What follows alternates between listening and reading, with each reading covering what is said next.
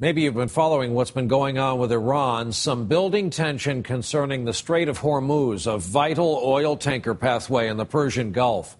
Iran's been threatening to close it, or at least try to retaliate for Western sanctions. Tonight, this all escalated when Iran warned the U.S. that the U.S. aircraft carrier Stennis, which just, by the way, cycled out of the Gulf as part of a normal Navy rotation, had better not try to return to the Gulf. Now, while the Pentagon has its doubts about Iran's actual ability to carry out on any of these threats, they are watching this, of course, nonetheless. We're joined tonight from the Pentagon by our correspondent there, Jim McLeshevsky. Jim, good evening. Good evening, Brian. Even with all the threats, Pentagon and military officials believe it's highly unlikely that the Iranians would even try to shut down the Strait of Hormuz, despite a recent show of force. In a dramatic display of high seas saber rattling, the Iranian Navy conducted 10 days of military exercises in the strait and then fired off a short-range missile for good measure.